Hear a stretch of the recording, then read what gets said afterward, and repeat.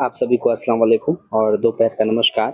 Education affairs के इस platform पर मैं आप सभी का हार्दिक अभिनंदन और स्वागत करता हूं।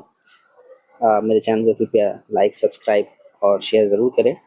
जैसा कि हम लोग घटना चक्र जो कि हिंदी विषय के लिए है, जो आपके सभी प्रतियोगी परीक्षाओं में काम आएंगे, चाहे वो टीजीटी हो, पीजीटी हो, नेट हो, जेआरएफ हो, कहीं ना कहीं कुछ ना कुछ प्रश्न आपको यहाँ से देखने को मिलेंगे। मैं इसका विस्तार पूर्वक से विश्लेषण कर रहा हूँ।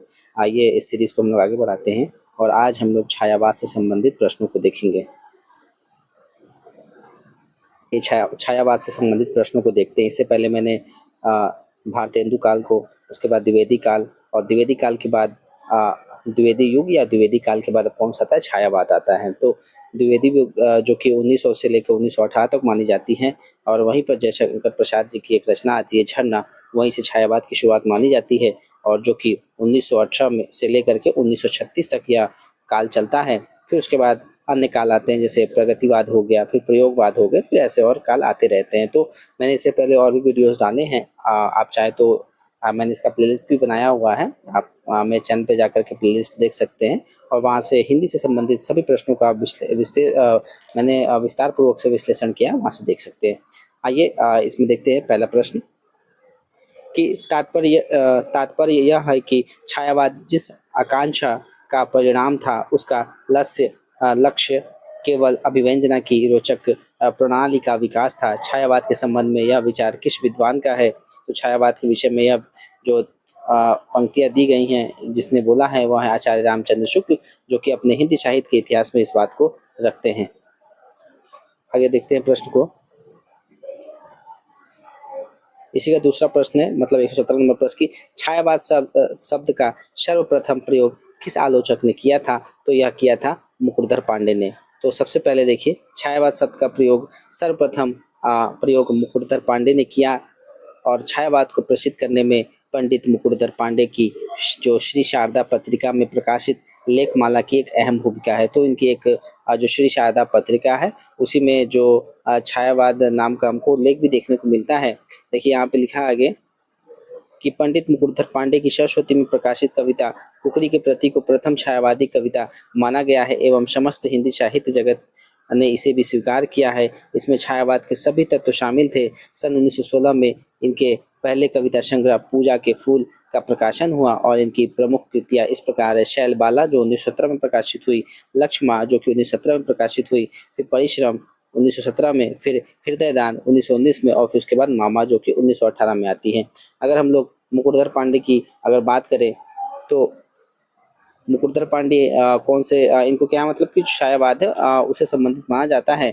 और अगर इनका हम लोग जन्म देखें तो इनका जन्म 1895 ईस्वी में होता है, जो कि छत्तीसगढ़ बिलासपुर में होता है। ठीक, तो इनका जन्म कब हो रहा है? 1895 को छत्तीसगढ़ के जो जिला है बिलासपुर, वहाँ पे होता है और उन्हें हिंदी साहित्य के छायावाद का जनक भी माना जाता है। किसको? मुकुटधर पांडे का। और मात्र 12 वर्ष की आयु में क्या करते हैं? बहुत सारी कविताएं लिखना शुरू कर देते हैं और ये कविताएं प्रकृति प्रेम हो गया, मानवीय भावना हो गया और रहस्यवाद, इन सबको वह दर्शाती है। जैसा कि हम लोगों ने प्रमुख रचनाओं को यहाँ पे देखा, थोड़ा उसके विषय में भी समझ लेते हैं। और उनके जैसे कि और भी रचनाएं हैं, जैसे कि कविता कुसुमावली हो गई, जो कि 1910 में आती है, कविता कुसुमावली। और यह उनकी पहली क्या प्रकाशित रचना है, जिसमें क्या है, उन्होंने प्रकृति के संबंधित कविताओं का संग्रह किया है। तो कविता कुसुमावली में क्या है, यहाँ पर आपको प्रकृति से संबंधित जो कविता है उसका संग्रह इसमें देखने को मिलता है।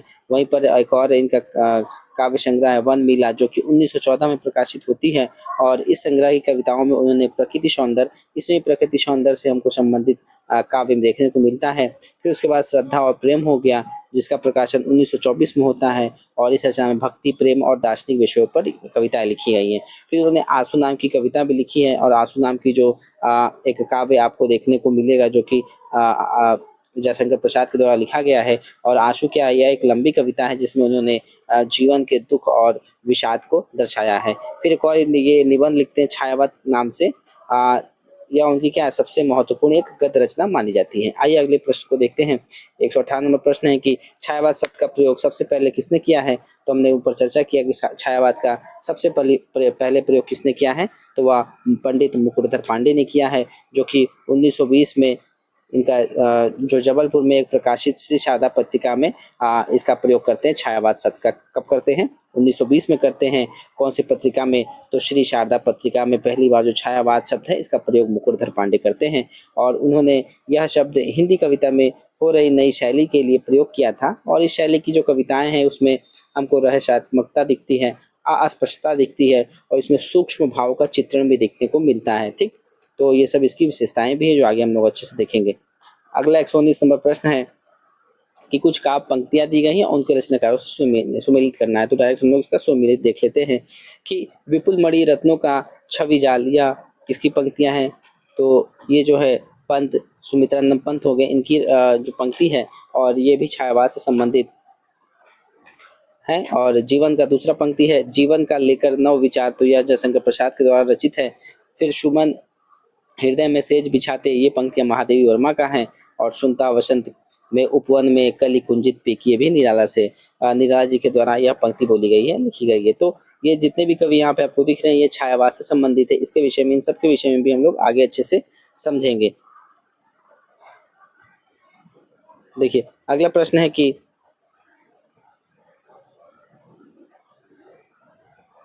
120वां प्रश्न है कि छायावाद को स्थूल के विरुद्ध स्थूल के विरुद्ध सूक्ष्म की प्रतिक्रिया किसने कहा है? तो इसमें जो ये जो पंक्ति दी गई है मतलब ये किसने कहा है, थोड़ा सा इसमें मिस्टेक है। यहाँ पे क्या त्रुटि आता है, देखिए डॉक्टर नागेंद्र ने क्या कहा है कि जो छायावाद है स्थूल के प्रति सूक्ष्म का विद्रोह है। तो यहाँ पे उल्टा लिख दिया गया है जो कि थोड़ा सा गलत है। तो यह डॉक्टर नागेंद्र के द्वारा यह कथन कहा गया है, जो कि छायावाद को क्या कहते हैं कि यह स्थूल के प्रति सूक्ष्म का विद्रोह है। कि इससे पहले जो द्विवेदी युग की कालीन की जो कविताएं थी उसमें हमको जो स्थूल कविताएं देखने को मिलती है। स्थूल मतलब एक व्यापक कह सकते हैं और सूक्ष्म का मतलब क्या होता है कि बहुत ही गहराई से एक एक चीज को अच्छे से बताना। तो इसमें हमको यह देखने को मिलती है जो कि डॉक्टर नागेंद्र इस बात को कहते हैं। अगर डॉक्टर नागेंद्र की बात करें तो इनका जन्म कब होता है? 1915 में इनका जन्म है जो कि अलीगढ़ यूपी में होता है और इनकी मृत्यु 1999 में होती है। तो 1915 से लेकर के 1999 तक इनकी जीवन काल चलती है। अगर इनकी रचनाओं की बात करें तो ये क्या थे, एक बहुत ही अच्छे आलोचक थे और इनकी रचनाएं जैसे वनमाला हो गई 1937 में आती है। फिर सुमित्रानंद पंत जो कि 1938 में प्रकाशित होती है, जो कि क्या है, एक आलोचनात्मक पुस्तक है और ये एक आलोचनाकार रहे हैं और इन्होंने हिंदी साहित्य का इतिहास भी लिखा है।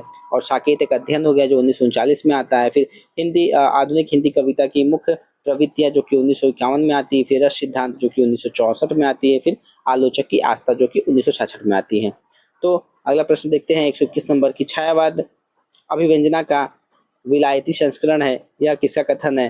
तो यह कथन रामचंद्र शुक्ल के द्वारा कहा गया है कि छायावाद को अभिव्यंजनावाद का एक विलायती संस्करण माना जाता है।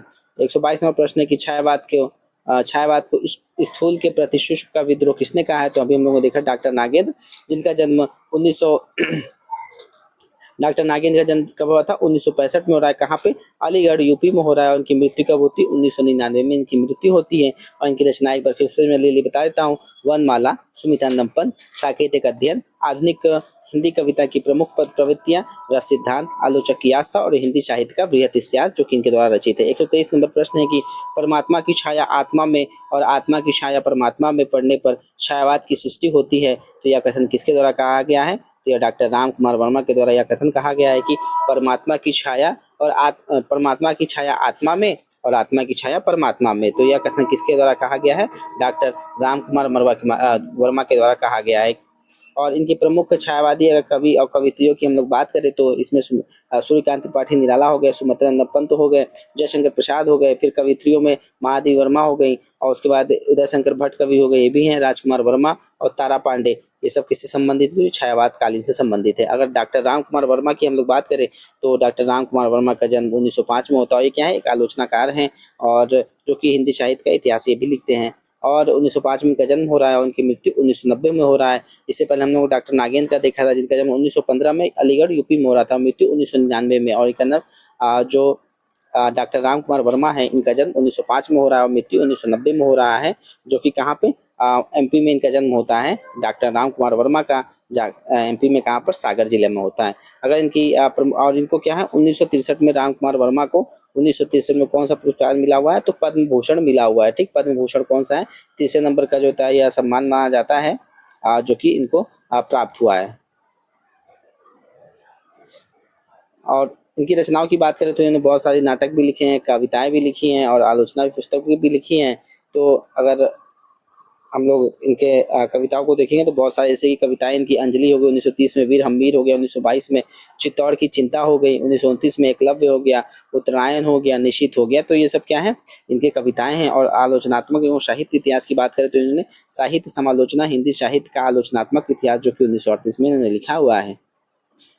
फिर आगे देखते हैं कि 124वां प्रश्न है, आचार्य रामचंद्र शुक्ल के अनुसार छायावाद में प्राप्त होने वाली प्रतीक शैली पर साहित्य का प्रभाव है। तो इस प्रतीक शैली पर किसका प्रभाव हमको देखने को मिलता है, फ्रांसीसी का। आचार्य रामचंद्र शुक्ल क्या मानते हैं कि छायावाद में प्राप्त होने वाली जो प्रतीक शैली पर फ्रांसीसी साहित्य का हमको प्रभाव देखने को मिलता है और प्रतीकवाद का उदय फ्रांस में ही हुआ था, यह मानते हैं। 125 नंबर प्रश्न है कि छायावाद की बड़ी सहिष्णुता के साथ प्रमावास में प्रभावाशाम में पर ही विशेष लक्ष्य रखकर चला है, यह छायावाद के संबंध में यह कथन किसका है? तो यह आचार्य रामचंद्र शुक्ल कहते हैं कि आचार्य रामचंद्र शुक्ल ने अपने साहित्य इतिहास में के ग्रंथ में लिखा हुआ है जो कि 1929 में प्रकाशित होती है। छायावाद बड़ी सहिष्णुता के साथ प्रभावशाम में पर ही विशेष लक्ष्य रखता है। अगर और इनकी बात करें तो यह क्या मानते हैं कि छायावाद का जो प्रवर्तक है वह मुकुटधर पांडे को मानते हैं। और आचार्य रामचंद्र शुक्ल कहते हैं कि छायावाद शब्द का प्रयोग दो अर्थों में हमको समझना चाहिए। सबसे पहले तो रहस्यवाद के अर्थ में और दूसरा काव्य शैली के अर्थ में हमको समझना चाहिए।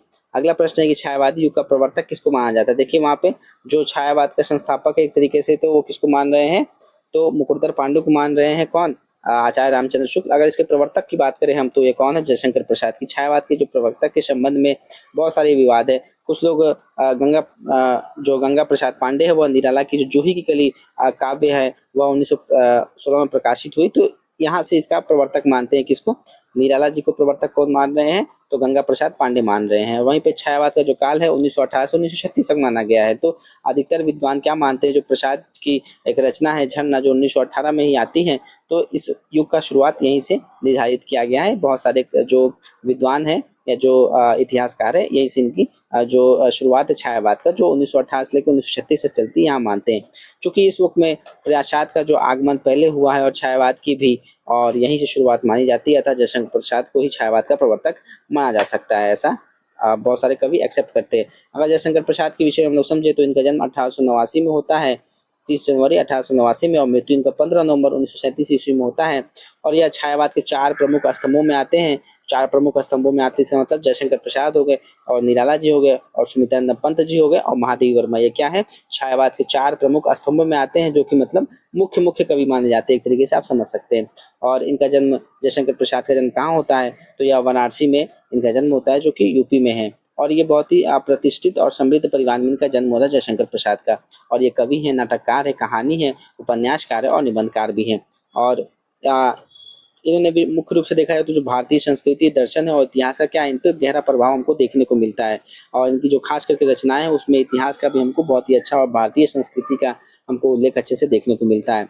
अगर हम लोग थोड़ा इसकी इनकी रचनाओं की बात करें तो जैसे कि इनकी कविताएं हो गई, जैसे झरना जिसकी हमने बात की 1918 में आती है, उसके बाद आंसू 1925 में आती है, लहर 1933 में, और जो कमायनी एक महाकाव्य मानी जाती है जो कि 1935 ईस्वी में प्रकाशित होती है। और वहीं पे इन्होंने बहुत अच्छे नाटक भी लिखे जयशंकर प्रसाद ने, जैसे कि चंद्रगुप्त हो गया, स्कंदगुप्त हो गया और ध्रुव स्वामिनी हो गया। तो ये इनके प्रमुख नाटक है। जैसे कि उसके बाद अगर इनके उपन्यासों की बात करें हम लोग तो 1929 में कंकाल आता है, फिर उसके बाद तितली आता है। ये सब क्या है? इनकी रचनाएं हैं।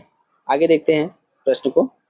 127 नंबर प्रश्न है कि छायावाद की पहली रचना मानी जाती है, छायावाद की पहली रचना किसको मानती है? झरना को, जो कि 1918 में प्रकाशित होता है।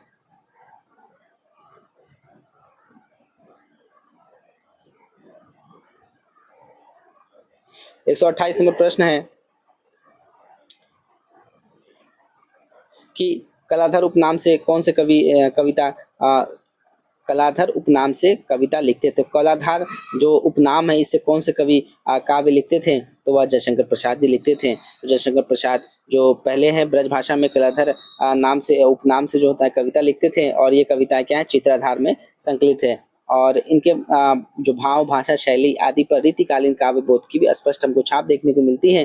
प्रेम पथिक में रीतिकालीन काव्य बोध हमको देखा, मतलब जो इनकी प्रेम पथिक रचना है इसमें हम लोग को जो रीतिकालीन से संबंधित श्रृंगार हो गया, इसकी जो बहुत सारे छापे इसमें देखने को मिलता है।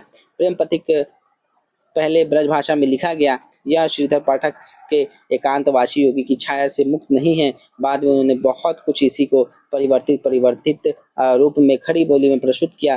कानन कुसुम खड़ी बोली में उनका पहला काव्य संग्रह है। ठीक, तो जो इनका प्रेम पथिक है वह ब्रज भाषा में लिखा हुआ और कानन कुसुम जो है खड़ी बोली में इनका पहला जो काव्य संग्रह है वो माना जाता है। किसका? जयशंकर प्रसाद जी का, जैसे कि हम लोगों ने इनके विषय में भी पढ़ा था। 1889 में जन्म हो रहा है जयशंकर प्रसाद जी का।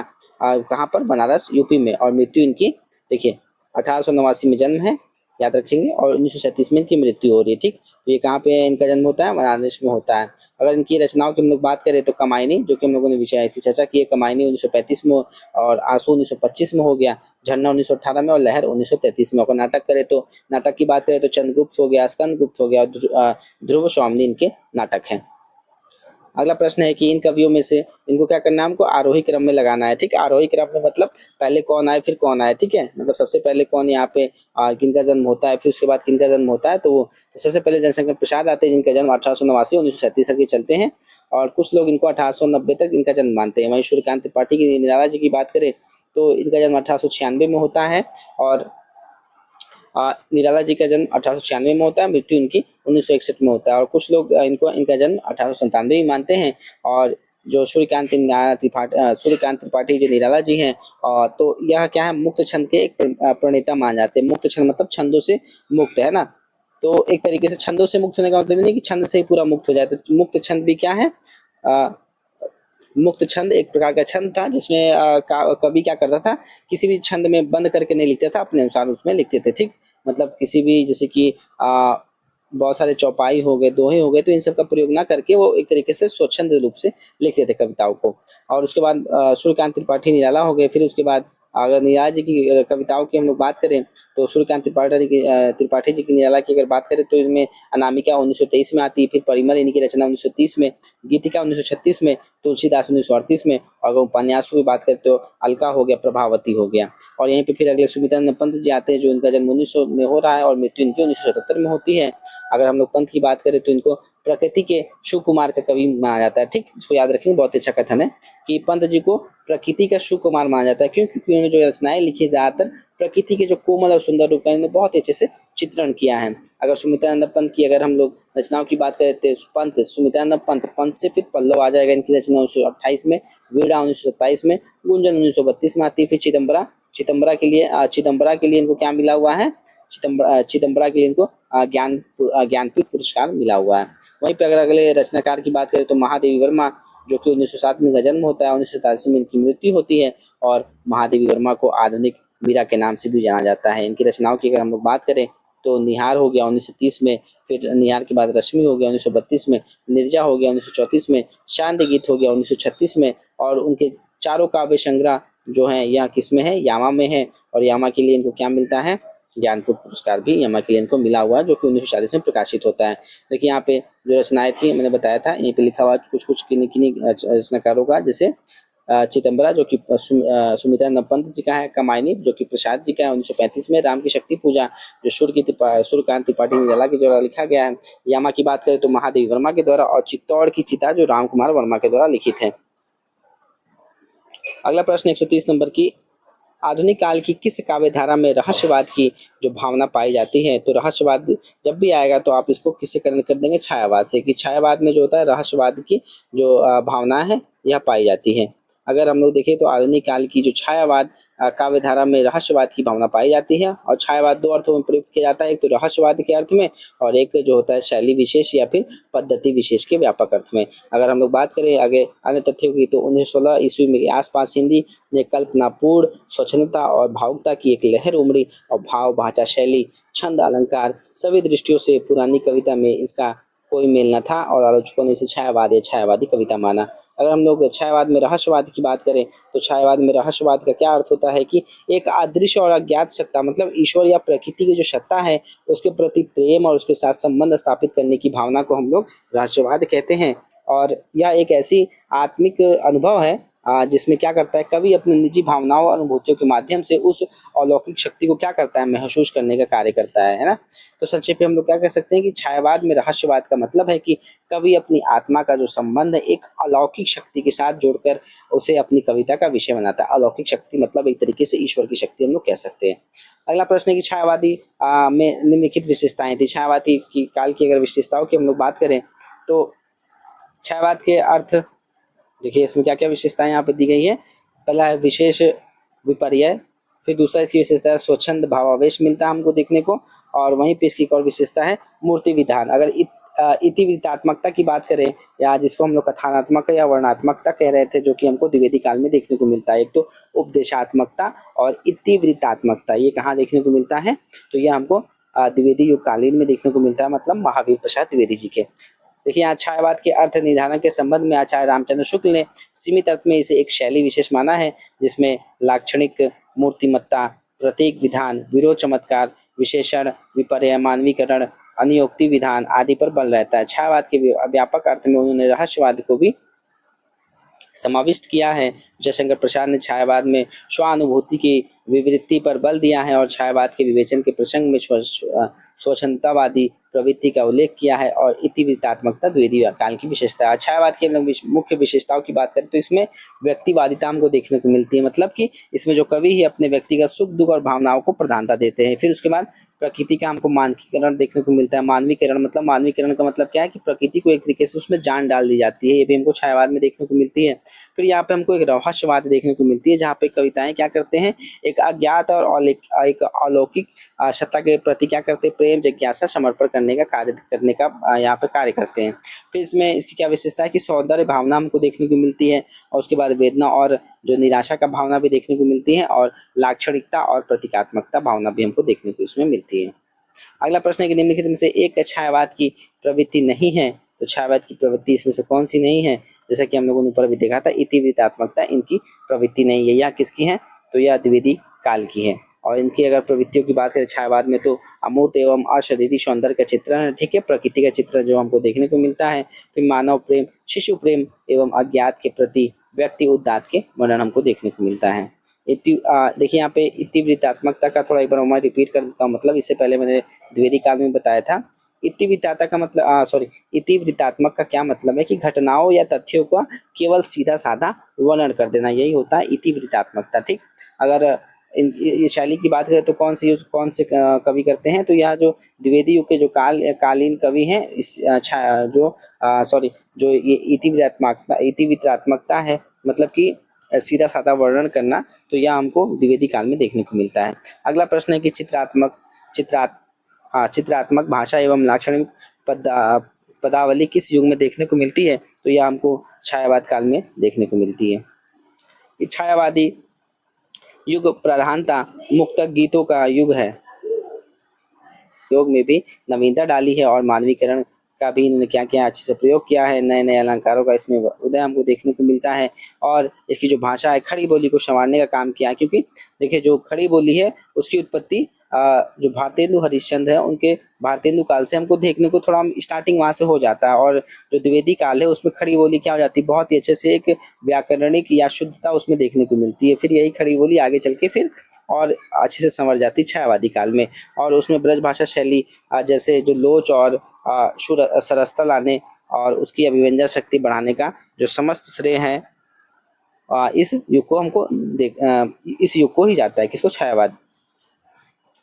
अगला प्रश्न है कि छायावाद में वक्रता वैभव मिलता है प्रसाद के काव्य में निम्नलिखित में से किसका उत्कर्ष मिलता है तो इसमें किसका उत्कर्ष मिलता है तो यह अभिव्यंजना की उत्कृष्टता मिलती है। मतलब कि जो अभिव्यंजना की दृष्टि से जयशंकर प्रसाद के काव्य की गरिमा अपरिमित है। वस्तु का जो मार्मिक एवं पूर्ण अंतः साक्षात्कार तभी संभव है जब अभिव्यंजना के सूक्ष्म प्रावधानों प्रसाधनों का प्रयोग कौशलपूर्ण हो। यह तथ्य यह तथ्य भी सही है कि अभिव्यंजना साधन मात्र है, साध्य वास्तविक वस्तु ही होती है। और प्रसाद के काव्य में हमको ध्वनि, रीति, गुण, वक्रोक्ति, औचित्य आदि तत्वों से युक्त होकर अभिव्यंजना ने अपना स्वरूप ग्रहण किया है। और आशु जो कि क्या बोलते हैं, जयशंकर प्रसाद की रचना है, और प्रसाद के जो अंतर्भावनाओं की जैसी अभिव्यक्ति इसमें हमको देखने को मिलती है, वैसे ही और किसी अन्यत्र विलग में यह बहुत ही मुश्किल देखने को मिलती है, मतलब अन्य कवियों में कम देखने को मिलती है। वहीं पे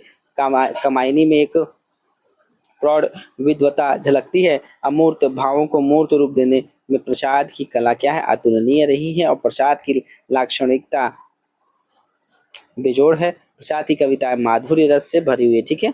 और परंपरा से हटकर ऊपर उठकर प्रसाद ने अपनी कविताओं की भावभूमि का निर्माण भी करने का कार्य किया है। जयशंकर प्रसाद के विषय में थोड़ा एक बार और चर्चा कर लेते हैं, थोड़ा ताकि आप लोग को याद हो जाए अच्छे से। जितनी बार हम लोग चर्चा करेंगे बस आपको सुनना है।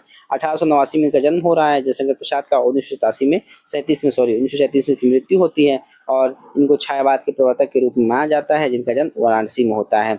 अगर इनको हम लोग इनके काव्यों की बात करें तो इनकी काव्य जो झरना है 1918 में प्रकाशित होती है, और जिसे छायावाद की शुरुआती मानी जाती है, ठीक है। झरना कब प्रकाशित होती है, 1918 में, और इसी को छायावाद का पहली रचना माना जाती है। और वहीं पे आशु की रचना कब होती है, 1925 में। लहर कब होता है, 1933 में। और कामायनी 1935 में इसकी रचना हो रही है। और नाटक इनके चंद्रगुप्त, स्कंदगुप्त हो गया, ध्रुव स्वामी हो गया, ये सब इनके नाटक है।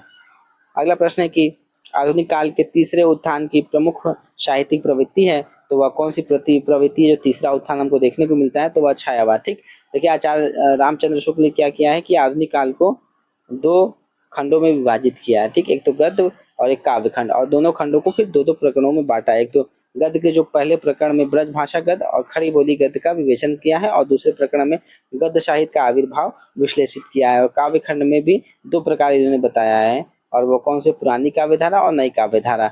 और काव्य धारा में भी क्या है, फिर इनको तीन उत्थानों में बांटा गया है, प्रथम, द्वितीय और तृतीय। काव्य का जो दूसरा प्रकरण है के तृतीय उत्थान के काव्य में छायावाद के नाम से, मतलब जो प्रथम इनका उत्थान हो गया वह भारतेंदु हरिश्चंद्र से संबंधित है, और दूसरा उत्थान किससे है, द से द्वितीय युग हम लोग समझ सकते हैं। और तीसरा कौन सा है, छायावाद है, जो कि आचार्य रामचंद्र शुक्ल ने इसको बांटने का कार्य किया है। कौन सा कवि छायावादी नहीं है, तो इनमें से कौन सा कवि छायावादी नहीं है, तो मलिक मोहम्मद जैसी यह छायावादी कवि काल से छायावादी से संबंधित नहीं है, बल्कि यह भक्ति काल के निर्गुण धारा में वो भी प्रेम मार्गी शाखा, जिसे हम लोग सूफी काव्य धारा कहते हैं, उससे संबंधित है मलिक मोहम्मद जैसी। और यहाँ पे अगर हम लोग इनके अन्य इनमें बातें कर ले, जैसे कि निराला जी की अगर हम लोग बात करें, तो सूर्यकांत त्रिपाठी निराला जी का जन्म 1899 में होता है, और इनकी मृत्यु 1961 में हो रहा है, ठीक। और निराला का जन्म कहाँ होता है, तो बंगाल के महिषादल में। तो सूर्यकांत त्रिपाठी कहाँ के हैं, तो बंगाल के हैं, और इन्होंने क्रांति, विद्रोह और ओज के कवि के रूप में माना जाता है। और सूर्यकांत त्रिपाठी जी को मुक्त छंद यानी 3 वर्ष का भी प्रयोग इन्होंने किया है। इन्हीं के जो प्रणेता हैं इनको ही माना जाता है। अगर इनकी रचनाओं की बात करें तो अनामिका 1923, परिमल 1930, गीतिका 1936, तुलसीदास 1938, कुकुरमुत्ता 1942, और अगर उपन्यास की बात करें तो अप्सा 1931, अलका 1933 में। अगर यहीं पे हम लोग सुमित्रानंद पंत की बात करें तो इनका जन्म 1900 में होता है, और 1977 में इनकी मृत्यु हो जाती है। और ये कहाँ पे हो रहे हैं इनका जन्म, जो पंत जी हैं इनका जन्म उत्तराखंड में होता है। कहाँ पर, उत्तराखंड में पंत जी का जन्म होता है, कौशानी गांव में। अगर इनकी रचनाओं की बात करें तो वीणा 1927 में, हम लोग किसकी बात कर रहे हैं, तो पंत जी की रचनाओं की बात कर रहे हैं। वीणा 1927 में, पल्लव, पंत मतलब प से पंत और प से पल्लव 1928 में, गुंजन 1932 में, और उसके बाद युगांत 1936, और चिदम्बरा जो कि 1958 में प्रकाशित होती है, और इसी के लिए इनको ज्ञानपीठ पुरस्कार मिला हुआ, किसको, सुमित्रानंद पंत जी को। और आगे देखते हैं इसमें प्रश्न को कि इनमें से छायावादी कवि कौन नहीं है, तो इनमें से छायावादी कवि कौन नहीं है, सूर्यकांत त्रिपाठी निराला है, सुमित्रानंद पंत है, जयशंकर प्रसाद है, और एक और महादेवी वर्मा। ये 4 प्रमुख स्तंभों में आते हैं, बट शिव मंगल सिंह सुमन क्या है, इससे संबंधित नहीं है, ठीक। तो शिव मंगल सुमन कौन से काल से हैं, प्रगतिवाद कब आएगा, छायावाद के बाद प्रगतिवाद ही आते हैं, जो कि 1936 से लेकर के 1942 तक चलती है, 43 तक। और अगला प्रश्न है इसमें 138 नंबर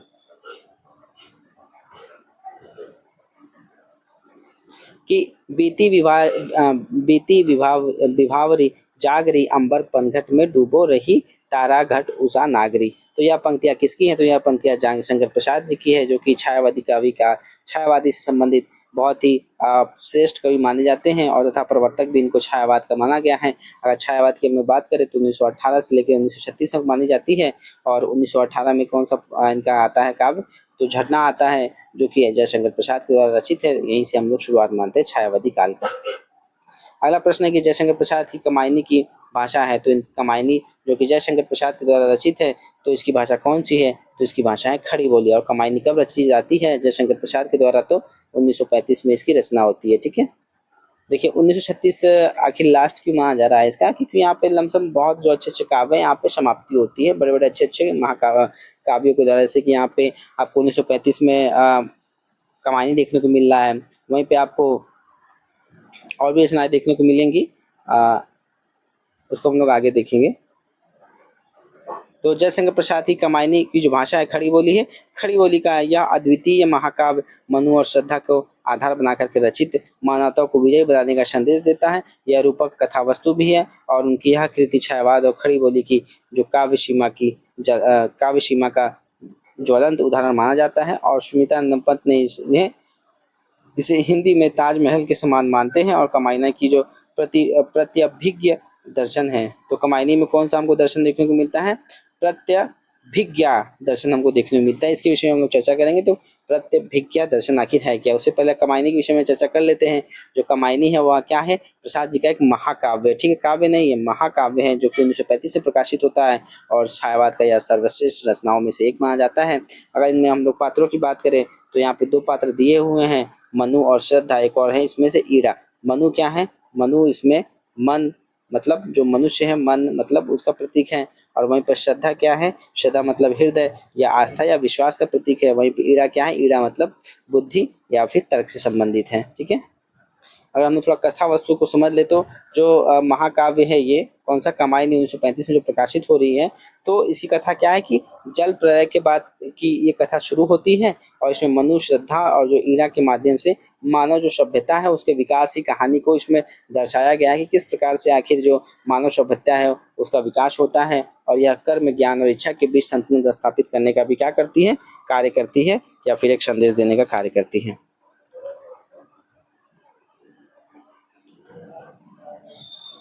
अगला प्रश्न है कि महाकाव्य कमायनी में निहित दर्शन है, तो इसमें कौन सा दर्शन है, ऊपर हम लोगों को देखा था, तो इसमें प्रत्यभिज्ञा दर्शन हमको देखने को मिलता है कमायनी में।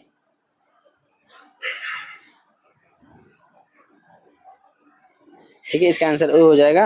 एक मिनट, ठीक है, देखिए यहाँ पे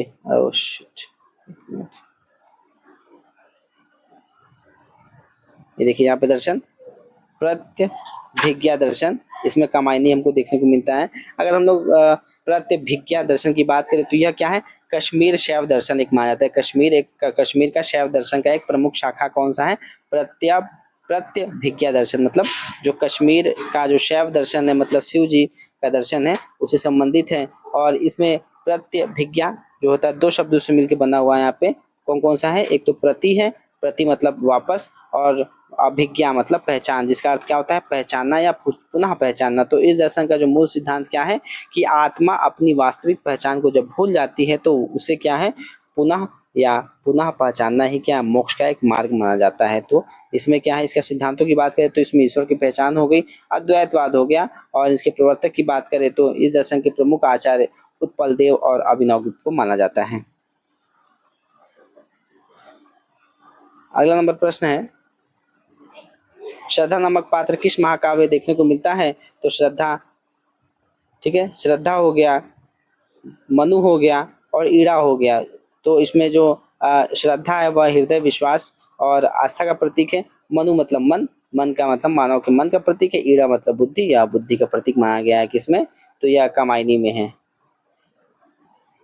कमायनी के प्रमुख पात्र हैं, तो कमायनी में जो प्रमुख पात्र है इसमें मनु है, श्रद्धा और ईड़ा, तीन पात्र हैं जो प्रमुख हैं। 143 नंबर प्रश्न है, कमायनी के संदर्भ का असत्य कथन इसमें से हम लोग क्या करना है, चिन्हित करना है। तो यह कृति अभेद मूलक अद्वैत का शंखनाद करती है। ठीक है, यह नई की सृष्टि के लिए संजीवनी है। ठीक है, सी नंबर है कि इस कृति में मानवीय संवेगों का उदात्तीयकरण नहीं है, इसमें है। और यह शाश्वत जीवन और मनुष्य कल्याण का काव्य है। तो उपयुक्त में त्रुटिपूर्ण होने का, ये देखिए प्रश्न गलत हो गया, ठीक है, इसमें सब सही एक तरीके से। कमायनी में कुल कितने सर्ग हैं? तो कमायनी में हमको कितने सर्ग देखने को मिलते हैं? तो कमायनी में 15 सर्ग हमको देखने को मिलते हैं। कमायनी जो कि 1935 में जयशंकर प्रसाद के द्वारा एक रचित महाकाव्य है, जिसमें 15 हमको सर्ग देखने को मिलता है। और वो 15 सर्ग कौन से हैं? चिंता, आशा, श्रद्धा, काम, वासना, लज्जा, कर्म, ईर्ष्या, ईड़ा, स्वप्न, संघर्ष, निर्वेद, दर्शन, रहस्य और आनंद। अगर हम लोग अगला प्रश्न है 145 नंबर कि कमायनी का 9वां सर्ग किससे संबंधित है? तो जो कमायनी का 9वां सर्ग है वह ईड़ा है। ठीक, ईड़ा हो गया। और देखिए इसमें एक और याद कर लेंगे, तीसरा इसमें कौन सा है सर्ग? श्रद्धा है। तीसरा स से श्रद्धा ऐसे याद कर सकते हैं। और उसके बाद इसमें जो 9वां है वह ईड़ा से संबंधित है, इसको हम लोग याद रख लेंगे। और 15वां जो आनंद से है, पहला चिंता से। देखिए यहाँ पे कमायनी छायावादी कवि जो यहाँ पे बताया मैंने वही है कि यह जयशंकर प्रसाद के द्वारा रचित है। इसमें 15 सर्ग है। 1935 में यह रचना होती है जो कि महाकाव्य है और खड़ी बोली में है।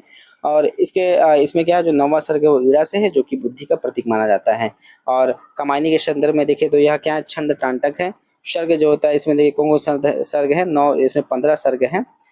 चिंता, आशा, श्रद्धा, काम, वासना, लज्जा, कर्म, ईर्ष्या, ईड़ा, स्वप्न, संघर्ष, निर्वेद, दर्शन, रहस्य, आनंद। तो ये क्या 15 सर्ग है, 15 सर्गों के नाम है। कमायनी में निम्न सर्गों का जो सही अनुक्रम है वो क्या होगा? तो इनमें जो सही अनुक्रम है यह कर्म, ईर्ष्या, ईड़ा और स्वप्न। 15 सर्ग है जो कि हम लोगों ने पर चर्चा की। एक बार और बोले जल्दी। चिंता, आशा, श्रद्धा, काम, वासना, लज्जा, कर्म, ईर्ष्या, ईड़ा, स्वप्न, संघर्ष, निर्वेद, दर्शन, रहस्य और आनंद। ठीक, अगर इसको हम लोग कहानी के रूप में समझे तो इस तरह से आप, चलिए इसे छोड़ते हैं, आप लंबा वीडियो हो जाएगा थोड़ा। 147 नंबर प्रश्न है कि असत्य कथन की पहचान करना है। तो इसमें देखिए श्रद्धा कमायनी का तीसरा सर्ग है। ठीक है, हाँ हमने अभी बात किया था तीसरा, स से श्रद्धा तीसरा आ गया। फिर राम की जो शक्ति पूजा है, राम कथा पे है। देखिए राम की शक्ति पूजा जो कि किसके द्वारा? सूर्यकांत त्रिपाठी निराला के द्वारा यह लिखित है। फिर कुकुरमुत्ता जो छायावाद शब्दावली का निषेध है। ठीक, ये भी कुकुरमुत्ता किसके द्वारा लिखा गया है? तो ये भी निराला जी के द्वारा लिखा गया है। और अंधेरे में कविता चांद का मुंह टेढ़ा में संकलित नहीं है, तो ये गलत है। अंधेरे में जो कविता है वह चांद का मुंह टेढ़ा में संकलित है। तो जो कि किसके द्वारा लिखित है? तो यह गजानन माधव मुक्तिबोध के द्वारा रचित है। और यह जो काव्य संग्रह है चांद का मुंह टेढ़ा में संकलित है। अगला प्रश्न है कमायनी को छायावाद का उपनिषद किसने कहा है? तो कमायनी का जो छायावाद का उपनिषद किसने कहा है? तो यहाँ शांति प्रिय द्विवेदी जी ने इनको कहा है। किसको? कमायनी को छायावाद का एक उपनिषद माना है। किसने? शांति प्रिय द्विवेदी जी ने। देखिए जयशंकर प्रसाद की रचना सर्वप्रथम छायावादी प्रत्ययों की झलक, एक मिनट, जयशंकर प्रसाद जो कृति कमायनी 1936 में छायावादी शैली का प्रथम महाकाव्य माना जाता है। और शांति प्रिय द्विवेदी ने कमायनी को छायावाद का उपनिषद कहा है। और शांति प्रिय द्विवेदी ने 27 कृतियां लिखी हैं, जिसमें प्रमुख है परिचय, नीरव, हिमानी, हमारे साहित्य निर्माता, युग और साहित्य, सामयिकी, धरातल, जीवन यात्रा, परिव्राजक की प्रजा, वृत्त और विकास, कवि और काव्य, परिक्रमा, चित्र और चिंतन एवं स्मृतियां आदि। नोट करके इसमें लिखा गया कि डॉक्टर नागेंद्र कमायनी को 1935 की कृति मानते हैं। प्रस्तुत पंक्तियां के रचयिता कौन है? तो पंक्ति क्या है? कितने हृदय के मधुर मिलन क्रंदन करते वन विरोह को। तो यह रचना किसकी है? जयशंकर प्रसाद द्वारा रचित है। और इतने हृदय के मधुर मिलन क्रांत करते वन विरोह को, तो यह पंक्तियां छायावादी कवि जयशंकर प्रसाद जी का है, जिनका जन्म 1889 में होता है, मृत्यु 1937 में होता है। और इनका जो जन्म है वह बनारस में होता है। अगर जयशंकर प्रसाद की प्रमुख काव्य पंक्तियों की हम लोग बात करें तो बांधा था विधु को किसने इन काली जंजीरों से। और उसके बाद इस पथ का उद्देश्य नहीं है श्रांत भवन में टिके रहना। फिर एक और पंक्ति है उज्ज्वल वरदान चेतना का सौंदर्य जिसे सब कहते हैं। 150वां प्रश्न है कि जयशंकर प्रसाद की किस रचना में सर्वप्रथम छायावादी प्रत्ययों की झलक हमको देखने को मिलती है? तो इसकी हमने चर्चा शुरुआत में कर ली थी, जो कि 1918 में प्रकाशित होती है, जिसमें हमको छायावादी जो प्रवृत्ति है उसकी झलक देखने को मिलती है, जो कि जयशंकर प्रसाद के द्वारा रचित है। और इसमें फुटकल कविताएं संग्रहित है। और इसका दूसरा जो संस्करण है 1927 में आता है, और जिसमें कुछ कविताएं भी जोड़ी गई हैं। और डॉक्टर गणपति चंद्रगुप्त झरना से ही छायावाद का प्रारंभ मानते हैं। तो कौन मानते छायावाद? झरना जो काव्य कविता है वो जयशंकर प्रसाद के द्वारा रचित है। इसी से गणपति चंद्रगुप्त बताते हैं कि छायावाद का इसी से प्रारंभ मानना चाहिए। निम्नलिखित में से छायावादी कवि नहीं है, तो इसमें से कौन से कवि छायावादी नहीं है? तो मैथिली शरण गुप्त क्या है? छायावादी का जो छायावादी काव्य है उससे संबंधित नहीं है, ठीक। या किससे संबंधित है? तो यह द्विवेदी योगिन के प्रमुख कवियों में से आते हैं, सर्वश्रेष्ठ कवियों में से आते हैं मैथिली शरण गुप्त। अगर इनकी हम लोग बात करें, मैंने इसकी बात द्विवेदी काल में भी किया हुआ है। इनका जन्म 1886 ईस्वी में होता है और मृत्यु इनका 1964 में होता है, और यह साहित्य के एक प्रमुख कवि माने जाते हैं। और इनको राष्ट्र कवि भी की जो उपाधि है दी गई है, जो कि महात्मा गांधी के द्वारा दिया गया था। और जो इनकी रचना है भारत भारती, उसी के लिए इनको कौन सी उपाधि मिलती है? राष्ट्र कवि का उपाधि मिलता है, जो कि महात्मा गांधी देते हैं किसको? मैथिली शरण गुप्त को। अगर मैथिली शरण गुप्त की हम लोग रचनाओं की बात करें मतलब, तो इनकी रचना जैसे कि मैथिली शरण गुप्त की 1909 में कौन सी आती है? रंग में भंग। जयद्रथ वध आती है उसके बाद 1910 में। भारत भारती जिसकी मैंने बात की 1912 में। फिर साकेत भी इनकी रचना है, जो कि उपेक्षित जो महाकाव्य महाभारत में जो उपेक्षित महिला रह गई हैं, उर्मिला जी, उनके विषय में ये चर्चा की गई है। फिर यशोधरा 1932 में, द्वापर 1936 में, जय भारत 1932 में लिखित हैं।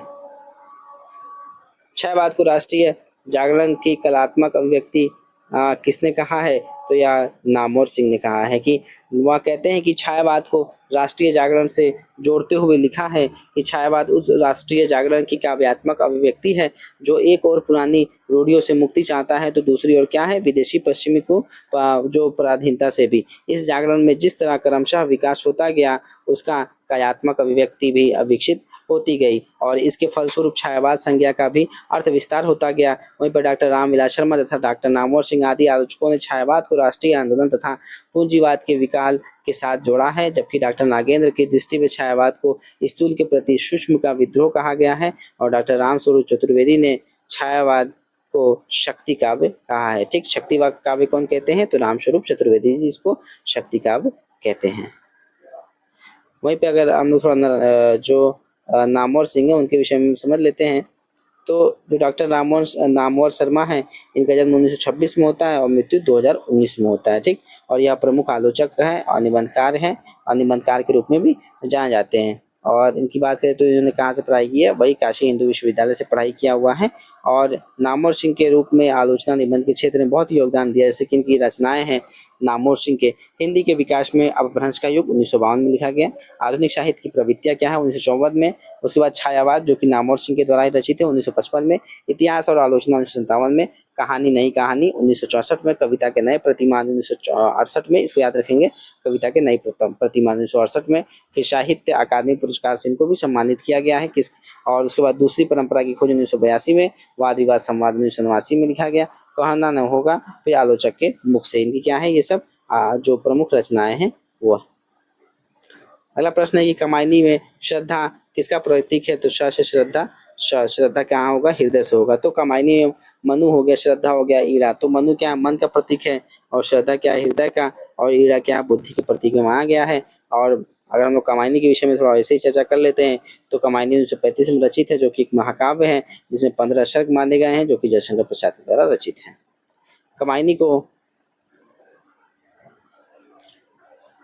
को श्रद्धा का प्रतीक है। कमायनी में जो श्रद्धा है वह हृदय का प्रतीक है, और वहाँ पे मनु क्या है? मन का प्रतीक है, और ईड़ा क्या है? बुद्धि का प्रतीक माना गया है। जयशंकर प्रसाद की किस कृति को पहले ब्रज भाषा में तथा बाद में खड़ी बोली में रूपांतरित किया गया था? तो इनकी यहाँ कौन सी रचना है? तो यह प्रेम पथी की रचना है, जो कि पहले कौन सी भाषा में रहती है? पहले ये ब्रज भाषा में रहती है, फिर बाद में क्या है? खड़ी बोली में इसको स्थानांतरित करते हैं जयशंकर प्रसाद जी प्रेम पथिक को। देखिए,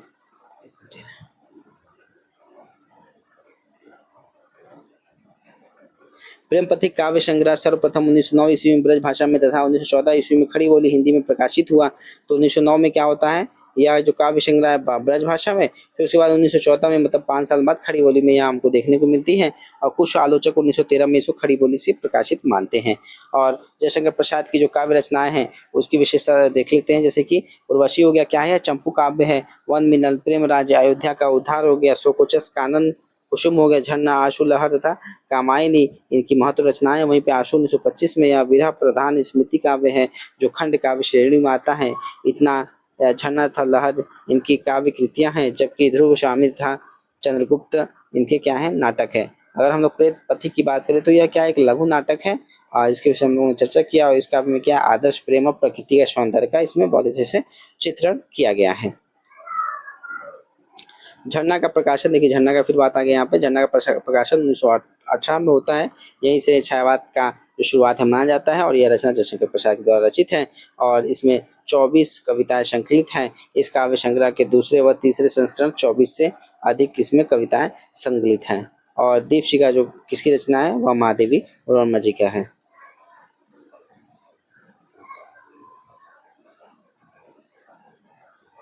अगला प्रश्न है कि निम्नलिखित में से कौन सा जो रचना है वह जयशंकर प्रसाद जी का नहीं है, तो इसमें से कौन सा दीपशिखा नहीं है, क्योंकि दीपशिखा किसका है, महादेवी वर्मा का। कानन कुसुम झरना और कमायनी इनकी रचना है। काव्य संग्रह जैसे ये कानन कुसुम क्या है, एक काव्य संग्रह है जो कि 1913 में प्रकाशित होता है और उसके बाद प्रेम पथिक 1914 में, झरना 1918 में और आंसू 1925 में और लहर 1933 में। और कमायनी की बात करें तो यह महाकाव्य 1936 में आती है कमायनी। और उसके बाद झरना हम लोगों ने देख लिया 1918 हो गया। कहानी संग्रह इनका छाया हो गया। उसके बाद प्रतिध्वनि, आकाशदीप 1928 में, आंधी 1931 में, इंद्रजाल 1936 में। ये सब क्या कहानी संग्रह। और उपन्यास की बात करें, इनके 3 उपन्यास हैं। एक तो कंकाल है जो कि 1929 में आती है, तितली 1934 में और फिर इरावती जो कि अभी पूर्ण नहीं हो पाई थी नाटक की। और जयशंकर प्रसाद ने बहुत अच्छे से नाटक भी लिखे, जैसे सज्जन हो गया 1910 में, कल्याणी परिणय हो गया 1912 में, करुणा लय हो गया जो कि क्या है गीति नाट्य माना जाता है 1913 में, राजश्री हो गया 1915 में, विशाख 1921, अजातशत्रु 1922, कामना 1924, जन्मेय का नागयज्ञ 1926, स्कंदगुप्त 1928 में, एक घूट क्या है यह एकांकी के 1930 में और चंद्रगुप्त 1931 में, ध्रुव स्वामिनी 1933 में। आशु है, आशु क्या है तो यह एक इनमें से कोई नहीं। देखिए आशु की हम लोगों ने बात की थी, तो आशु क्या था, आशु क्या था, आशु एक काव्य संग्रह था। ठीक है, आशु क्या है, काव्य संग्रह है जो कि 1925 में प्रकाशित होती है। देखिए 169वां प्रश्न है कि निम्नलिखित में से विकल्पों में से प्रसाद जी द्वारा रचित विरह काव्य कौन सा है, तो विरह मतलब आंसू, इसे विरह आप कनेक्ट कर सकते हैं। आंसू गिरते हैं तो सैड होता है आदमी, विरह से संबंधित इसको आप लोग कनेक्ट करके हम लोग समझ सकते हैं। जयशंकर प्रसाद की कृतियां किस विकल्प में हैं, तो यह जयशंकर प्रसाद की जो इसमें रचनाएं हैं वो कौन कौन से हैं, तो झरना हो गया। ठीक है, झरना 1918 में, एक मिनट, झरना इनकी रचना हो गया जो कि 1918 में आता है। फिर लहर 1933 में, ध्रुव स्वामिनी, ध्रुव स्वामिनी क्या है, ध्रुव स्वामिनी इनका नाटक है और ध्रुव स्वामिनी कब आता है तो यह 1933 में आता है। और स्कंदगुप्त ये भी इनका नाटक है जो कि 1928 में प्रकाशित होता है। फिर अगला प्रश्न है 161 नंबर की, दुख की पिछली रजनी बीच विकसता सुख का नवल प्रभात, यह पंक्ति छायावाद की किस काव्य रचना से है, तो यह कमायनी से है। कमायनी 1935 में रचित है जयशंकर प्रसाद के द्वारा, जो कि एक महाकाव्य माना जाता है और इसमें 15 सर्ग हैं।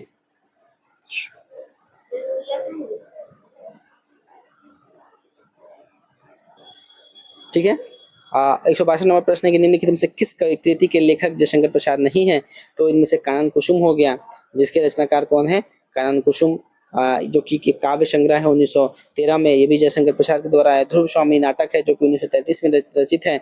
और वहीं पे तितली बात करें तो तितली क्या इनका उपन्यास है जो कि 1934 में आता है। कंकाल 1929 में उपन्यास और इरावती उपन्यास जो कि अपूर्ण रहती है। तो इसमें जो चारुचंद्र लेख है यह जयशंकर प्रसाद जी की रचना नहीं है। और चारुचंद्र लेख जो है यह किसकी रचना है, तो यह हजारी प्रसाद द्विवेदी जी की रचना मानी जाती है। कौन सी, चारुचंद्र लेख। और हजारी प्रसाद द्विवेदी की प्रमुख रचनाओं की अगर हम लोग बात करें तो बाणभट्ट की आत्मकथा, पुनर्वा, अनामदास का पोथा, उपन्यास, ये सब क्या थे, उपन्यास थे। ठीक है, बाणभट्ट का आत्मकथा, पी से पुनर्वा याद कर सकते हैं, फिर अनामदास का पोथा, ठीक, और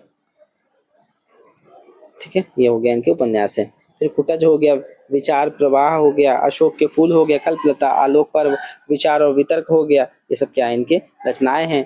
और कानन कुसुम, ध्रुव स्वामिनी और तितली क्या है, जयशंकर प्रसाद जी की जो रचनाएं, ठीक, वो ऊपर वाले हजारी प्रसाद के थे, बाकी ये जयशंकर प्रसाद जी के।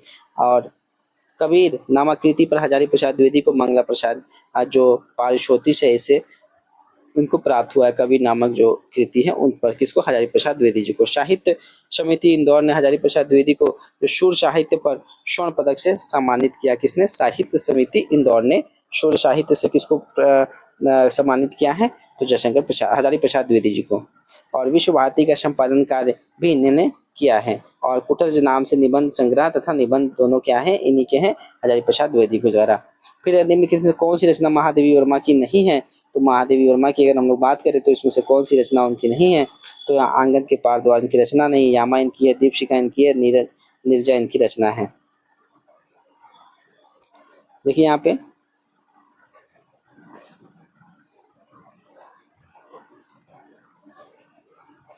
कि आंगन के पार द्वार यह किसकी रचना है? तो यह सच्चिदानंद हीरानंद वात्स्यायन अज्ञेय जी की रचना है, जो कि आपको प्रयोगाद में देखने को मिलेंगे। हम लोग आगे इनके प्रश्न भी देखेंगे। तो आंगन के पार द्वार किनकी रचना है? जो हीरानंद वात्स्यायन अज्ञेय जी हैं, इनकी रचना है आंगन के पार द्वार। और फिर महादेवी वर्मा की बात करें तो निहार, रश्मि, निर्जा, सप्तवर्णा, यामा, शांदगी, दीपशिखा इत्यादि यह काव्य संग्रह कौन है? महादेवी वर्मा का। छायावादी रचनाकारों में इनके गीतों की जो मधुर वेदना की जो मर्मा व्यक्ति सबसे क्या अधिक देखने को मिलती है, रहस्यवाद भी इनमें जरा देखने को मिलता है। और केवल सूक्ष्मगत सौंदर्य सत्ता का जो राग हो गया कहकर इन्होंने छायावाद का विरोध किया था। महादेवी वर्मा को हिंदी के विशाल मंदिर की, देखिए ये भी बहुत अच्छा कथन है कि इनको हिंदी के विशाल मंदिर की वीणा पाड़ी कहा जाता है। और आचार्य रामचंद्र शुक्ल ने इनको छायावादी कहे जाने वाले कवियों में महादेवी वर्मा को रहस्यवाद के भीतर ही रहने को कहा है। और मतलब भीतर ही या रही है, यह कहते हैं। निहार 1930 में आती है, यह प्रथम काव्य संग्रह है। फिर महादेवी वर्मा को क्या बोला जाता है? आधुनिक काव्य भी कहा जाता है। आधुनिक मीरा किसको बोला जाता है? महादेवी वर्मा को। और महादेवी वर्मा को ही हिंदी के विशाल मंदिर की वीणा पाड़ी भी बुलाया जाता है। अगला प्रश्न है कि निहार, अगले प्रश्न जानने से पहले थोड़ा महादेवी वर्मा का भी जीवन काल देख लेते हैं। इससे पहले हमने चर्चा किया है, बट जो महादेवी वर्मा है इनका जो जन्म 1907 में होता है और मृत्यु इनको 1987 में होता है। ठीक, और यह जो छायावाद के 4 प्रमुख स्तंभों में से एक मानी जाती है। इसमें 4 प्रमुख स्तंभ कौन कौन से हैं? तो जयशंकर प्रसाद हो गए, सूर्यकांत त्रिपाठी निराला, पंत हो गए, फिर एक कवित्री हैं जो हैं कौन? महादेवी वर्मा, जिनको आधुनिक मीरा के नाम से भी जाना जाता है। और इनका जन्म कहाँ होता है? फर्रुखाबाद उत्तर प्रदेश में होता है। फर्रुखाबाद उत्तर प्रदेश में होता है। और वेदना, रहस्यवाद और करुणा का गहरा प्रभाव इनको देखने को मिलता है। अगला प्रश्न है 164 नंबर की, निहार, रश्मि, निर्जा ये काव्य संग्रह किसके हैं? तो यह महादेवी वर्मा जी के हैं। निहार की बात करें तो 1930 में, और रश्मि 1932, निर्जा 1934 में, फिर उसके बाद शांति गीत 1936 में। और महादेवी वर्मा की अगर बात करें तो इनका जन्म 1907 में होता है। और कहाँ पर? फर्रुखाबाद उत्तर प्रदेश में। और मृत्यु इनकी 1987 में होती है। और छायावाद के 4 प्रमुख स्तंभों में से यह मानी जाती हैं, जैसे कि जयशंकर प्रसाद जी हो गए, सूर्यकांत त्रिपाठी निराला, सुमित्रानंद पंत, और उसके बाद कवित्री जो आधुनिक मीरा जिनको बोला जाता है महादेवी वर्मा, ये भी छायावाद से संबंधित है। अगर प्रमुख रचनाओं की बात करें तो इनमें कुछ रचनाएं यहाँ पे भी दी हुई हैं। निहार हो गया, रश्मि हो गया, निर्जा हो गया, उसके बाद शांति गीत जो कि 1936 में, दीपशिखा 1942 में, यामा 1940 में, यामा के लिए इनको ज्ञानपीठ पुरस्कार 1982 में मिलता है। फिर सप्तपर्णा हो गया जो कि 1959 में, फिर अग्निरेखा 1990 में, और उसके बाद जो इनकी गत रचनाएं हैं कुछ, श्रृंखला की कड़िया हो गई 1942 में, अतीत के चलचित्र 1941 में, स्मृति की रेखाएं जो कि 1943 में, और पथ के साथी 1956 में, और मेरा परिवार 1942 में। यह महादेवी वर्मा के द्वारा ये सब रचनाएं हैं। निम्नलिखित में से कौन सा काव्य संग्रह, अगला प्रश्न 165 नंबर की, निम्नलिखित में कौन सा संग्रह जो महादेवी वर्मा का नहीं है? तो इनमें से जो पल्लव है, प से पल्लव, प से पंत, तो यह सुमित्रानंद पंत के द्वारा लिखित है 1928 में, है ना। और निहार कब आता है? तो निहार जो रचना 1930 में, निहार के बाद निहार के बाद रश्मि 1932 में, फिर निर्जा 1934 में, जो कि महादेवी वर्मा के द्वारा रचित है, जिनका जन्म फर्रुखाबाद उत्तर प्रदेश में 1907 में होता है। और भी इनकी रचनाएं जैसे शांति गीत, दीपशिखा, यामा और सप्तपर्णा और अग्निरेखा। निहार की जो रचना किसने की है? तो निहार की रचना किसने की है? तो महादेवी वर्मा ने की है। निहार 1930 में लिखा जाता है, और यह उनका क्या पहला काव्य संग्रह है जिसमें दुख और वेदना की अभिव्यक्ति हमको देखने को मिलती है। और 167 नंबर प्रश्न है कि महादेवी वर्मा का प्रथम काव्य संकलन कौन सा है? तो निहार का पहला काव्य संकलन है जो कि 1930 में प्रकाशित होती है। अगला प्रश्न है कि शब्दपर्णा किसकी कृति है? तो शब्दपर्णा या किसकी कृति है? तो महादेवी वर्मा का जो कृति है वह शब्दपर्णा है। और शब्दपर्णा 1959 में लिखा इनके द्वारा एक काव्य संग्रह है। इसमें वेद, उपनिषद, रामायण और महाभारत के चुनिंदा जो अंश है उसके काव्य अनुवाद इसमें हमको देखने को मिलता है। ठीक, सप्तपर्णा किसकी कृति है? तो महादेवी वर्मा का जो रचना है वह शब्द पढ़ना है और यह 1959 में जो प्रकाशित होती है और इसमें जैसे कि वेद हो गया, उपनिषद, रामायण, महाभारत, इसमें कुछ काव्य अनुवाद इसे किए गए हैं। 169 नंबर प्रश्न है कि छायावाद के प्रमुख कवियों में से किसमें गीतों का जो मधुर वेदना की मर्माभिव्यक्ति अधिक है, तो यह किसमें देखने को मिलती है? महादेवी वर्मा में। और इनके अंदर रहस्यवाद भी बहुत ही मतलब ज्यादा देखने को मिलती है अन्य कवियों के मुकाबले। केवल सूक्ष्मगत सौंदर्य सत्ता का राग कहकर छायावाद का किसने विरोध किया है? तो यहाँ महादेवी वर्मा जी ने किया है, जिनका जन्म 1907 में हो रहा है फर्रुखाबाद उत्तर प्रदेश में और मृत्यु 1987 में हो रहा है। और इनके रचनाएं काव्य संग्रह जैसे कि निहार 1930 में, रश्मि 1932 में, निर्जा 1934 में, शांति गीत 1936 में, यामा 1940 में, जिसके लिए इनको ज्ञानपीठ पुरस्कार 1983 में मिलता है। फिर दीपशिखा 1942 में, शब्द पढ़ना 1959 में और गद्य रचनाओं की बात करें तो श्रृंखला की कड़ियाँ 1942 में, अतीत के चलचित्र 1941 में, स्मृति की रेखाएं 1943 में, पथ के साथी 1956 में, फिर उसके बाद एक और लास्ट मेरा परिवार 1972 में इनके द्वारा रचित रचनाएं हैं। अगला प्रश्न है कि मैं नीर भरी दुख की बदली, ये मैं नीर भरी दुख की बदली यह कथन किसका है? तो यह एक कविता है जो कि महादेवी वर्मा के द्वारा रचित है। महादेवी वर्मा का जो दुखवाद किसी सीमा तक समाज कल्याण की भावना से संप्रीत है। वे जब अपने जीवन की तुलना मैं नीर भरी दुख की बदली से करती हैं तो वहाँ आध्यात्मिक साधना के साथ साथ लोक कल्याण की भावना का भी विद्यमान रहता है। जिस प्रकार घटा स्वयं को गल्प कर सृष्टि को सुख और शीतलता प्रदान करता है, वहीं पर दीपक स्वयं जलकर राख हो जाता है किंतु परिवेश को आलोकित करता है। उसी प्रकार महादेवी वर्मा स्वयं साधना की आग में जलकर सामाजिक जीवन को अधिक सुखद और मंगलमय बनाना चाहती है। वो कहती हैं दुख दुख दुख वृत्ति निर्वाण उन्मद ये अमरता नापते पद बांध देंगे अंग संस्कृति से तिमिर में स्वर्ण बेला। अगला प्रश्न 172 नंबर कि छायावाद का व्यक्ति स्वतंत्र सामंती मर्यादाओं के विरुद्ध बहुत बड़ा कदम था। छायावाद संबंधित यह अमिमत कथ्य इनमें से किस आलोचक का है? तो यह डॉक्टर मानवर सिंह के द्वारा यह जो बात है वह कही गई है।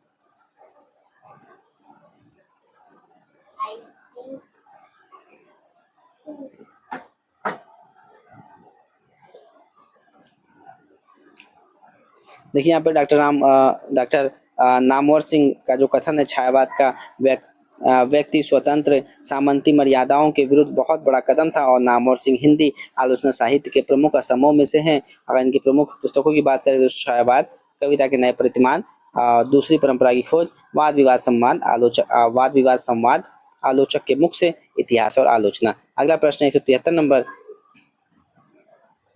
कि तेरा वैभव देखूं या जीवन क्रंदन देखूं, यह पंक्तियां किसकी हैं? तो यह महादेवी वर्मा के द्वारा लिखा है कि तेरा वैभव देखूं या जीवन का क्रंदन देखूं, यह पंक्तियां महादेवी वर्मा द्वारा रचित है जो कि दुविधा शीर्षक कवि से ली गई है। और महादेवी वर्मा अपनी कविता का माध्यम पूरी तरह से गीत से बनाने का कार्य किया है। अगला प्रश्न 174 नंबर की महादेवी वर्मा के किस काव्य संग्रह की कविता वैदिक संस्कृत के जो विभिन्न काव्यांशों पर लिखित है? तो यह शब्द पढ़ना है जो कि 1959 में रचित है। छायावादी जो महादेवी वर्मा की काव्य है वह सप्त पढ़ना जो कि 1959 में है। इसमें हम लोग को वैदिक संस्कृत के विभिन्न काव्यांशों पर यह आधारित है। इनकी काव्य की बात करें तो निहार हो गया, रश्मि हो गया, निहार 1930, रश्मि 1932, निर्जय 1934, शांति गीत 1936 में और ज्ञानपीठ पुरस्कार इनको यामा जो कि 1940 में लिखा गया था, इस पे इनको ज्ञानपीठ पुरस्कार 1983 में मिलता है। और द्विवेदी पदक स्मृति की रेखाओं कृति पर इनको द्विवेदी पदक मिलता है। और शेख शरिया पुरस्कार जो कि निर्जा काव्य कृति पर इनको मिलता है जो कि यह 1934 में लिखित है। और पद्म भूषण भी इनको उपाधि मिलती है 1956 में। 175 नंबर प्रश्न है कि निराला की कविता राम की शक्ति पूजा किस रचना का सर्वाधिक प्रभाव है? तो इस पर हम लोग कवित्वास जो रामायण, इसका प्रभाव हम लोग को राम की शक्ति पूजा में देखने को मिलती है। और यह रचना जो सूर्यकांत त्रिपाठी के द्वारा रचित है, राम की शक्ति पूजा, जो कि क्या है, एक मिथक काव्य रचना है। और कृतिवास कहाँ के? कृतिवास ओझा बंगाल के एक लोकप्रिय कवि थे। और निराला जी इनके रामायण कथा में परिवर्तन तो नहीं किया, लेकिन राम के चरित्र को आधुनिक मनुष्य के अंतर्द्वंद से जोड़ दिया। और निराला की कविताओं पर भारतीय दर्शन का गहरा प्रभाव हमको देखने को मिलता है। और सूर्यकांत त्रिपाठी की निराला की अगर हम लोग बात करें तो सूर्यकांत त्रिपाठी निराला जी क्या थे? बहुत ही निराला थे और इनका जन्म कहाँ होता है? महिषादल बंगाल में 1896 ईस्वी में इनका जन्म होता है और इनकी मृत्यु 1961 में इलाहाबाद में होता है। अगर प्रमुख रचनाओं की बात करें सूर्यकांत त्रिपाठी निराला जी की, तो इनकी रचना अनामिका 1923 में, परिमल 1930 में, गीतिका 1936 में, तुलसीदास 1938 में, कुकुरमुत्ता 1942 में, अरिमा 1943 में। उपन्यास की बात करें तो अप्सरा 1931 में, अलका 1933 में, प्रभावती 1936 में। और कहानी और अगर निबंध की बात करें तो चतुरी चमार हो गया 1945 में, जो कि दलित जीवन पर लिखित है। शुकुल की बीबी 1941, प्रबंध प्रतिमा 1940 में। और निराला जी की रचनाओं में छायावाद, प्रगतिवाद और यथार्थवाद का हमको संगम देखने को मिलता है। यही सब है यहाँ पे देखिए। राम की शक्ति पूजा जो लंका कांड की कथानक को लेकर के लिखी गई है, एक लंबी कविता है। मतलब जो राम की शक्ति पूजा यहाँ क्या है, द्वंद्व की स्थिति देखने को मिलती है, जहाँ पे जो लंका कांड है उससे यह संबंधित है। और इसमें अपने सर्जन की जो निजत्व में सपित मतलब वही सब है कि किस तरह से वो रचना करते हैं इसकी। 176 नंबर प्रश्न है कि निराला की राम की शक्ति पूजा किससे प्रेरित होकर लिखी गई है? तो यह कीर्तिवास रामायण से लिखी गई है, जो कि कहाँ के बंगाल के एक कवि हैं कीर्तिवास, उन्हीं से प्रेरित होकर के इन्होंने लिखा है। निराला की कविता 177 में प्रश्न है कि निराला की कविता राम की शक्ति पूजा पर किस रचना का जो प्रभाव है हमको देखने को मिलता है? तो जो कीर्तिवास रामायण है इसका हम लोग को प्रभाव इनको इनके कविता पर हमको देखने को मिलता है। अगला प्रश्न है कि 178 नंबर कि पंत जी की रचनाओं वीणा और पल्लव दोनों में अंग्रेजी कविताओं से लिए हुए भाव और अंग्रेजी भाषा के लाक्षणिक प्रयोग बहुत मिलते हैं। यह कथन किसके द्वारा है? तो रामचंद्र शुक्ल क्या बताते हैं कि जो पंत जी की रचना है वीणा और पल्लव दोनों में क्या है, हमको अंग्रेजी कविताओं के लिए हुए बहुत सारे भाव और अंग्रेजी भाषा के बहुत सारे जो लाक्षणिक प्रयोग है वह देखने को मिलता है। और इनके अनुसार पंत जी पहली प्रौढ़ रचना पल्लव मानी गई, जिसमें प्रतिभा के उत्साह या साहस का जो तथा पुरानी काव्य पद्धति के विरुद्ध जो प्रतिक्रिया का बहुत ही बढ़ा चढ़ा करके इसमें प्रदर्शन किया गया है। अगर हम लोग सूर्यकांत त्रिपाठी सुमित्रानंद पंत की बात करें तो इनका जन्म 1900 में होता है और कहाँ पे? उत्तराखंड में अल्मोड़ा जिले में। और इनकी मृत्यु 1977 ईस्वी में होता है। और यह क्या छायावाद के प्रमुख स्तंभों में आते हैं? मैंने पहले ही बताया है कि 4 स्तंभ है, जयशंकर प्रसाद, सुमित्रानंद पंत, सूर्यकांत त्रिपाठी निराला और महादेव वर्मा जी। और इनकी प्रमुख रचनाओं की बात करें पंत जी की, तो सुमित्रानंद पंत जी की रचना है वह वीणा हो गई 1919 में, छायावादी रचना इनकी। और पल्लव हो गया 1926 में, गुंजन हो गया 1932 में। ठीक, ये सब क्या है? ये तीनों छायावादी रचनाएं हैं। वहीं पे फिर प्रगतिवादी रचनाएं भी इन्होंने लिखी है, जो कि 1936 से 1946 है। युगांत हो गया 1936 में, ग्राम्य 1940 में और उसके बाद युगवाणी 1939 में। और वहीं पे फिर आध्यात्मिक और नव मानवतावादी भी रचनाएं इन्होंने लिखी है, जो कि स्वर्ण किरण हो गया 1947 में, लोकायतन 1964 में, चिदम्बरा 1958 में। ठीक, चिदम्बरा के लिए इनको 1968 में, देखिए चिदम्बरा इन्होंने लिखा 1958 में और इसके लिए 1968 में इनको ज्ञानपीठ पुरस्कार मिलता है। और कला और बूढ़ा चांद ये भी आध्यात्मिक और नव मानवतावादी रचना है और जो कि 1959 में हुआ और इसके लिए कला और बूढ़ा चांद के लिए इनको साहित्य अकादमी पुरस्कार से सम्मानित किया जाता है। पंत जी ने समाजवाद के प्रति भी रुचि दिखाई और गांधीवादी के प्रति भी ऐसा प्रतीत होता है कि लोक व्यवस्था के रूप में समाजवाद की बातें उन्हें पसंद है और व्यक्तिगत साधना के गांधीवाद की बातें उनको पसंद है। पंत के संबंध में यह कथन किसने कहा है? तो यह रामचंद्र शुक्ल जी ने कहा है पंत के विषय में। तो सुमित्रानंद पंत के संबंध में यह रामचंद्र शुक्ल ने कहा है। और पंत जी के संदर्भ में देखिए शुक्ल जी क्या क्या कहते हैं। कवि की रहस्य दृष्टि प्रकृति की आत्मा जगत के रूपों और व्यापारों में व्यक्त होने वाली आत्मा की ओर यह ले जाती है। और पंत जी को क्या शिव कुमारों का कवि भी कहा जाता है। और इनकी जो प्रथम प्रौढ़ रचना है वह पल्लव को माना गया है। और अगर पल्लव की बात करें तो यह छायावादी रचना है, जो कि 1926 में रचित है। और वहीं पर इस अगला जो सुमित्रानंद पंत के बारे में कहते हैं आचार्य रामचंद्र शुक्ल की पुरानी काव्य पद्धति के विरुद्ध प्रतिक्रिया का बहुत बढ़ा चढ़ाकर यह प्रदर्शन किए हैं। पंत जी की रचनाओं वीणा और पल्लव, ठीक है, वीणा कब है? 1919 में, जो कि छायावादी रचना है। पल्लव 1926 में। तो वो क्या बताते हैं कि ये जो रचनाएं हैं वो अंग्रेजी कविता में लिए हुए भाव को यह रखते हैं।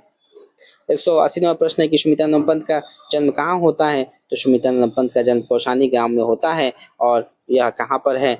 तो कौशानी ग्राम जो अल्मोड़ा जिले में है, उत्तराखंड में है। ठीक, देखिए यहाँ पे उनका जन्म 1919 में हो रहा है, मृत्यु 1970 में हो रहा है। और कौशानी गांव है, अल्मोड़ा जिला है, उत्तराखंड है।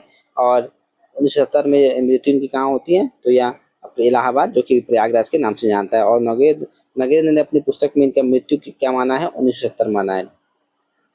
अगला 181वां प्रश्न है कि तुम वहन कर सको जन मन में मेरे विचार, वाणी मेरे चाहिए तुम्हें क्या अलंकार। यह पंक्तियां किसकी हैं, तो यह युगांत जो काव्य है उससे लिखित युगांत से ली गई हैं। और युगांत किसके द्वारा रचित है, तो यह सुमिता नमपंत के द्वारा रचित है, जो कि क्या है, एक प्रगतिवादी रचना है। युगांत 1936 में यह प्रकाशित होती है। और इस युग परिवर्तन में सामाजिक यथार्थ का इसमें चित्रण हमको देखने को मिलता है। युगांत क्या है, पहली उनकी कविता है, गा कोकिल वर्षा पादक कर नष्ट भ्रष्ट हो जीर्ण पुरातन। इस काव्य संग्रह की कविता है रूढ़िगत जो मान्यताओं का खंडन, नवीन आदर्शों का स्थापना, समानता, स्वतंत्रता तथा प्रेम भावना को भी अभिव्यक्त करने का कार्य करता है। 182 नंबर प्रश्न है कि सुमिता नमपंत आधुनिक काल के किस धारा से संबंधित है। तो सुमिता जो पंत हैं वह आधुनिक काल के किस धारा के कवि माने जाते हैं, तो वह छायावाद के जो धारा है उस कवि के माने जाते हैं। और छायावाद जो कि 1918 से लेकर के 1936 तक चलता है। और 1968 क्यों मान रहे हैं, क्योंकि यहाँ पे जयशंकर प्रसाद की एक रचना आती है झरना, जिसमें छायावाद का जो होता है, छायावाद की बहुत सारी बातें हमको देखने को मिलती है। और वहीं पे अगर बात करें तो सबसे सर्वप्रथम प्रयोग 1920 में मुकुटधर पांडे के द्वारा किया गया था श्री शारदा पत्रिका में। और जो कि मुकुटधर पांडे को भी इसके प्रणेता माने जाते हैं, लेकिन प्रवर्तक कौन रहे हैं, जयशंकर प्रसाद रहे हैं। और चार स्तंभ उनके जो चार मुख्य स्तंभ रहे हैं छायावाद के, वह जयशंकर प्रसाद, सूर्यकांत त्रिपाठी निराला, सुमिता पंत और महादेव वर्मा जी को माना जाता है। आप लोग का बहुत बहुत धन्यवाद। कृपया मेरे चैनल को सब्सक्राइब, लाइक, शेयर जरूर करें। Thank you. कोई सजेशन, कोई डाउट जरूर बताएं कमेंट बॉक्स में।